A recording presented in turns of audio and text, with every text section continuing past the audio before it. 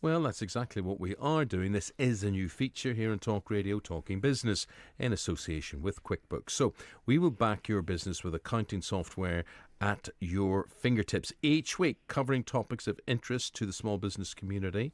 And to help provide insight and inspiration, I'm pleased to welcome two special guests. They are Bobby Lane. Bobby, how would you describe what you do?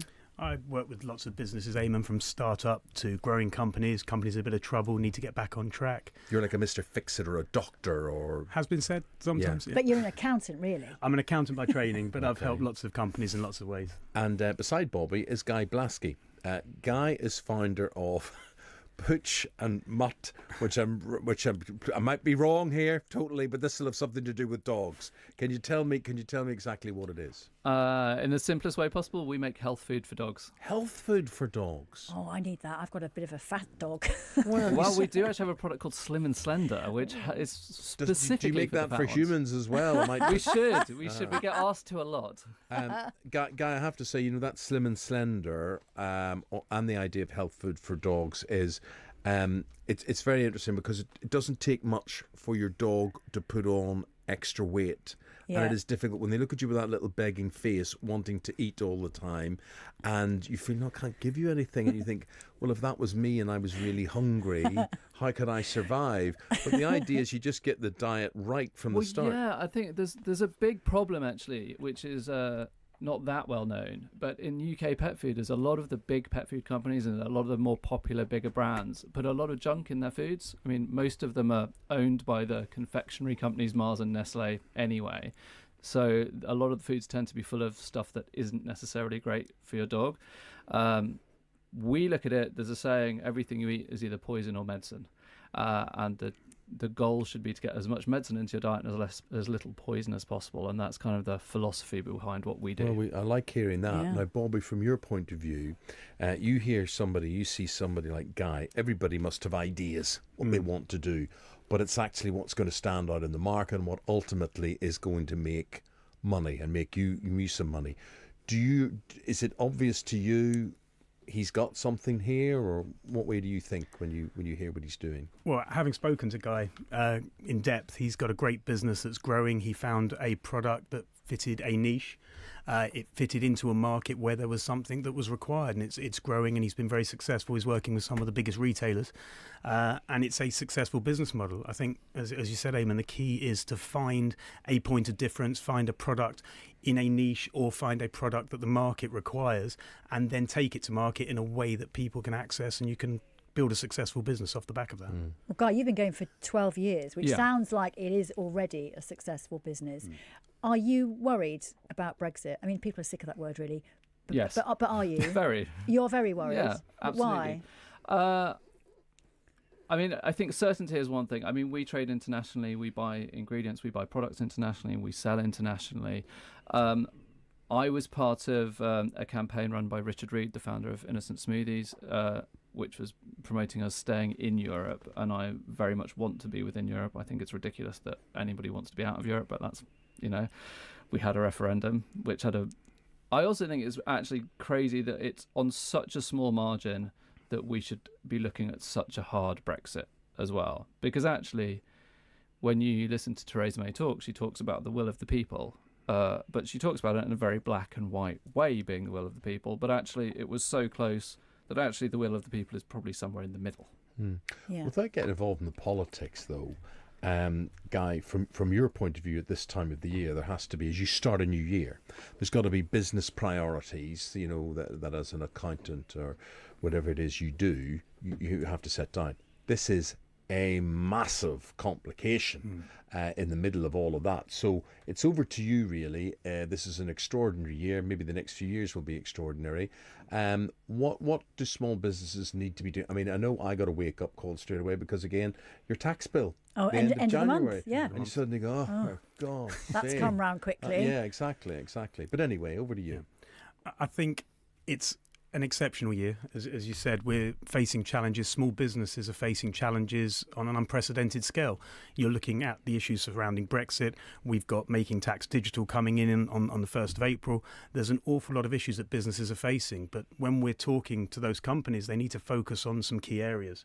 And when I'm working with some of my clients or some of the businesses I'm talking to, we kind of tell them to look at sort of the 3 C's. We use the 3 C's as a sort of an area for them to focus on. And that's the cash within their business, the costs within their business, and also how they're controlling their business. So as Guy said earlier, I think you've got to look at what issues are coming, what's coming down the track, and how you're going to manage those moving forward. But can you spell it out, Guy? Because I don't have a small business, so I don't understand. But you are a small business. Well, I sort of am, but it's not the same as selling stuff to France or Spain or wherever you sell to. But you're selling yourself. But what will happen if there's a no-deal Brexit? So what would the headache be for you trying to sell your dog food to Spain or France or Italy or wherever it goes if there's no deal? I think I'm going to give you 2 answers to that. One of them is that as a business owner, to be a successful business owner, whatever that means, you need to kind of know what success is and what you're aiming for and make a plan towards it. And you can't make a plan unless you kind of know what's going on. And at the moment, nobody knows what's going on because there isn't an answer. So everybody just needs an answer and then you can plan for it. But secondly, we export to the EU and it's really easy. We just send stuff to the EU. So it goes on a lorry and it just goes out there and it's really simple. And we export to countries that aren't in the EU. And the amount of time and paperwork and certifications that have to be done is incredibly time consuming. And as a small business, if you're a huge Mars or Nestle, I'm sure you have lots of departments that look after that kind of stuff, and you're an international business, so it's not necessarily as much of a problem. But as a small business, you tend to have a set number of employees who do their jobs and tend to be quite busy. And to put so much more strain and so much more paperwork and so much more effort into getting stuff to your customers is going to really hit small businesses really hard. I think without knowing that admin that goes into a non-EU export, people don't appreciate how much time and how much effort is involved with it. And then similarly, the flip side of that is actually getting goods into the country, because anyone who's making anything, and we talk about manufacturing in the UK quite a lot, and a whole reason that people voted for Brexit was the manufacturing industry in the UK. But even to manufacture, you need to bring goods into the country. And Brexit is going to make it harder to bring goods into the country, which is going to slow everything down. Well, to speed everything up, Guy mentioned cash costs and control. How might it help small businesses better to stay on top of cash flow? What are the benefits of all of that, and what are the mechanics in doing all of that? I think the key is planning. You've got to look at what's coming down the line as far as you can, forecast your business to the best of your ability and look at what you might be able to do in the future. I think with change comes opportunity as well. I think, Brexit is not all bad. I've got some clients that I'm talking to who are seeing opportunities at the moment. We've got a weak pound. So previously the services they were providing were more expensive. So at the moment, for international clients that want to work with them, their services are cheaper than they were a couple of years ago. So they're seeing opportunities within the marketplace to take advantage. So I think it's very important to look at what the opportunities are that are presenting themselves and just try and take advantage of those and work in a way where you can unlock new revenue streams, potentially find new areas for your product. It might be international markets.